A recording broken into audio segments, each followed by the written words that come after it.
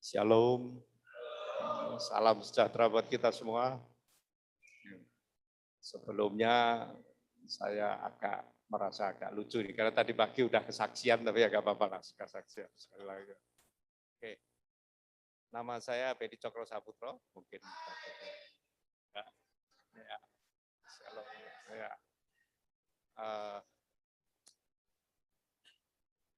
Saya mengalami hal yang luar biasa sekali.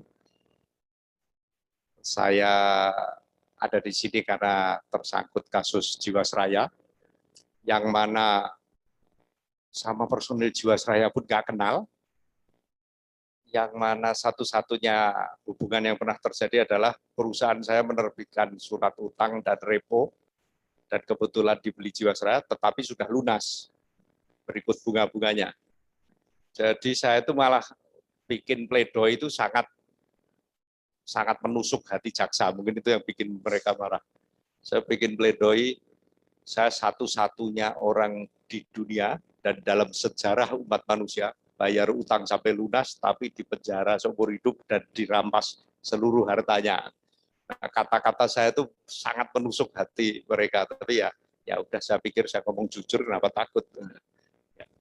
Nah, singkat cerita, sesudah saya ditahan, saya mengalami kejadian yang beruntun, lebih parah daripada perkiraan saya, karena perusahaan saya diblokir, dirampas asetnya, diblokir rekeningnya, rekening saya pribadi, keluarga, istri, adik, bahkan orang yang minjem saya duit, bahkan bank-bank yang minjem saya duit, orang yang bantu saya, semua dirampasi hartanya.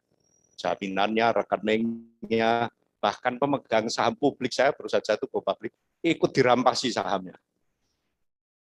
Saya karena kejadian itu, karena banyaknya orang yang marah, ribuan jumlahnya, mungkin puluhan ribu, saya di PKPU atau dipailitin 5 kali tahun lalu.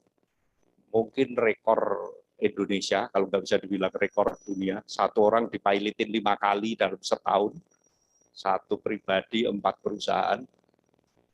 Saya pikir, apa yang bisa nolong saya udah begini nih. Tapi ya satu-satunya jalan saya mendekatkan diri kepada Tuhan.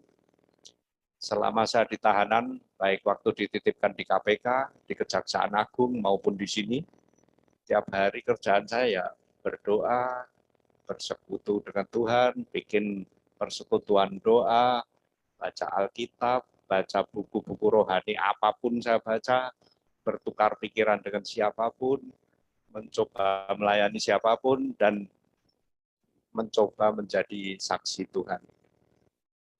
Tadinya saya pikir ini sesuatu yang tidak mungkin kuat saya tanggung. Saya pikir saya bisa gila ini begini nih. Tapi ternyata yang terjadi kebalikannya. Saya mendapatkan damai sejahtera dan sukacita. Saya mendapatkan suatu pencerahan yang luar biasa, yang saya bahkan tidak pernah rasakan di saat saya di luar. Saya bahkan bisa memberikan kesaksian yang menguatkan orang lain. Jadi beberapa rekan-rekan gereja saya di luar atau orang-orang seiman, kalau mereka mau menguatkan seseorang, kalau ada orang yang lagi terpuruk, mereka bilang gini, Anda baru begitu kok terpuruk. Itu teman saya itu si Bedi Cokro itu, nasibnya begini, begini, begini. Itu aja dia bersemangat, ada sukacita, damai sejahtera, masa Anda baru begini aja sudah terpuruk. Nah, jadi saya bukannya sering didatangi, bukannya untuk dikuatkan, tapi malah menguatkan pihak lain. Jadi itu kejadian yang menurut saya aneh, tapi ya buktinya terjadi. Di sini saya juga mengatakan yang sebenarnya, saya bukannya tanpa pengharapan, saya juga 100% percaya dengan apa yang namanya pengharapan pada Tuhan.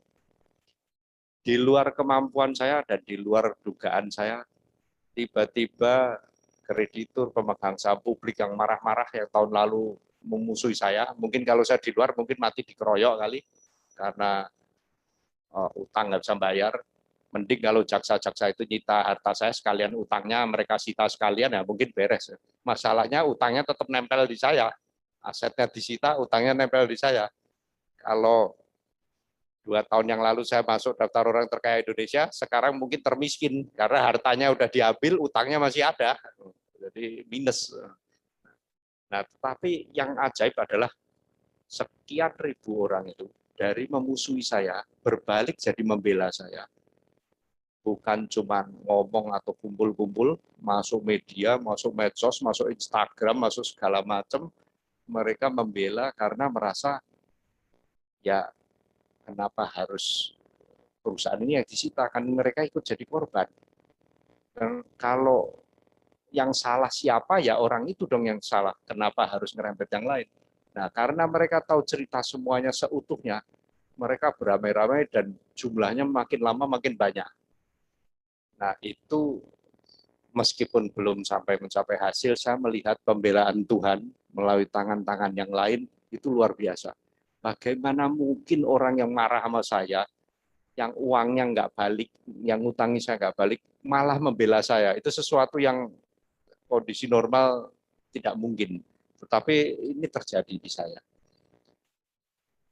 Hal yang lain adalah saya sungguh sangat bersuka cita bisa dikasih kesempatan, bisa memperoleh kesempatan di tempat ini untuk melayani, untuk berbagi firman, berbagi pengalaman, berbagi kesaksian. Banyak dari teman-teman saya, bahkan yang tidak seiman, melihat saya itu, aduh kalau saya jadi kamu pasti nggak tahan. Kenapa sih kamu bisa kuat? Bahkan mukanya kelihatan bahagia terus. Saya cuma bilang satu hal, karena ada Tuhan Yesus bersama kita. Jadi percayalah dengan adanya Roh Kudus yang dikirim Tuhan kepada kita, damai sejahtera dan sukacita itu tidak akan pernah meninggalkan kita. Amin. Terima kasih Pak Beni, luar biasa kesaksiannya.